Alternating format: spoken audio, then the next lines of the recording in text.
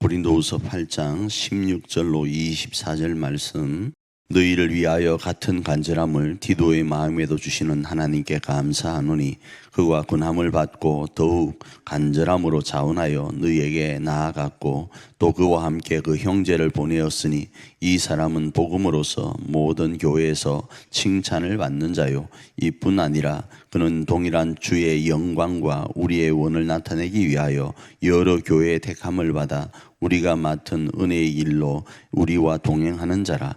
이것을 조심함은 우리가 맡은 이 그에게 연보에 대하여 아무도 우리를 비방하지 못하게 하려 함이니 이는 우리가 주 앞에서뿐 아니라 사람에게서도 선한 일에 조심하려 함이라. 또 그들과 함께 우리의 한 형제를 보내었노니 우리는 그가 여러 가지 일에 간절한 것을 여러 번 하긴 하였거니와 이제 그가 너희를 크게 믿음으로 더욱 간절하니라. 디도로 말하면 나의 동료요 너희를 위한 나의 동력자요 우리 형제들로 말하면 여러 교회의 사자들이요 그리스도의 영광이니라.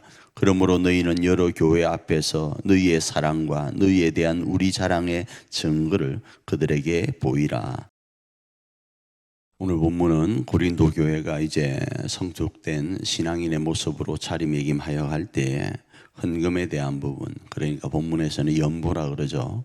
연보에 대한 부분을 이야기를 하면서 헌금 관리자를 바울은 디도를 세웁니다. 디도는 고린도 교회와 바울과의 관계에 화해의 산증인이었습니다. 그리고 고린도 교회 교인들도 디도를 두렵고 떨림으로 하나님의 말씀을 가지고 오는 자로 받아들였죠. 자, 그 다음에 형제 중에 한 사람을 이렇게 택하고 또 나중에 형제 중 한 사람을 택하는데 이 형제 중에 한 사람은 누구인지는 알지 못합니다. 그러나 추측하기로는 바나바다, 실라다 여러 이야기가 있지만 한 가지 확실한 것은 하나님의 복음을 전하는데 칭찬받는 사람이었습니다. 그리고 검증되고 검증된 사람이었습니다. 자, 왜 이렇게 디도와 형제 중 한 명과 또 다른 형제 중 한 명을 세우는가? 헌금에 대한 정확한 신뢰를 높이기 위한 것이었습니다. 아울러 지금처럼 은행을 이용하는 것이 아니고 돈 다발을 가지고 이렇게 가야 되기 때문에 운반하는데도 어려움이 있었습니다.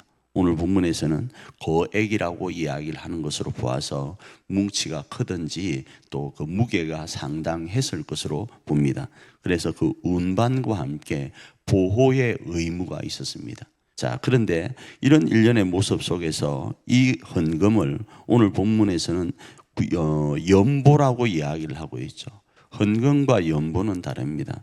헌금은 하나님께 드리는 것을 이야기하고 연보는 내놓아서 남을 돕는 데 쓰는 것을 이야기합니다. 그래서 오늘 본문에서는 연보라는 표현을 통하여서 예루살렘 교회를 돕기 위한 고린도 교회 교인들의 연보, 그리고 마게도냐 교회의 연보, 이렇게 이야기를 합니다. 그런데 이 연보가 헌금이 될 수 있는 이유는 하나님과 관련이 되었을 때 실제적으로는 하나님께 드리는 것이고 그 하나님께 드린 것이 흘러서 예루살렘 교회를 섬기는 일에 사용된 것으로 이해할 수 있기 때문에 연보라고 하지만 다른 여러 버전에서는 헌금으로 이렇게 번역하고 있는 겁니다. 결국 이 연보가 헌금이 될 때는 하나님과 관련되기 때문에 교회가 드러나질 않습니다. 하나님이 드러납니다. 사람이 드러나질 않습니다. 하나님의 이름이 높임을 받았습니다. 그리고 하나님의 뜻에 따라 주장하는 자세가 아니라 섬기는 자세로 섬겨갑니다. 고린도 교회가 그랬고 마게도냐 교회가 그랬고 오늘 이 운반과 보호의 의무가 있는 디도와 형제 한 사람과 또 다른 형제 한 사람도 이 부담스러운 일을 섬김이 아니고는 주의 영광을 위한 것 아니고는 감당할 이유가 하나도 없는 거죠. 그래서 이런 일에 조심하고 조심하며 나아갑니다. 혹 잘못되어서 누군가로부터 비방받지 않도록 하기 위해서 금증의 금증을 거치면서 이 헌금 관리자를 세웠다. 오늘 본문은 이렇게 이야기를 하죠. 그리고 난 이후에 교회는 이렇게 금증받은 사람들에 대해서 어떻게 할 것인가? 신뢰를 바탕으로 동력자의 마음으로 믿어주고 힘을 실어주는 겁니다. 그 부분이 오늘 본문 가운데 등장하고 있는 거죠. 그래서 이 말씀을 우리 삶에 어떻게 적용할 것인가? 우리가 드리는 이 연보가 헌금이 되기를 원합니다. 단순히 우리의 기분에 따라서 누군가를 섬기는 것이 아니라 하나님의 뜻을 이루기 위한 것으로 하나님 앞에 드리기를 원합니다. 그리고 그 안에서 하나님의 사랑을 나누기를 원합니다. 두 번째로는 우리가 헌금을 관리해 나가는 우리 사랑하는 교회의 지체들을 더욱 신뢰하고 신뢰하기를 원합니다.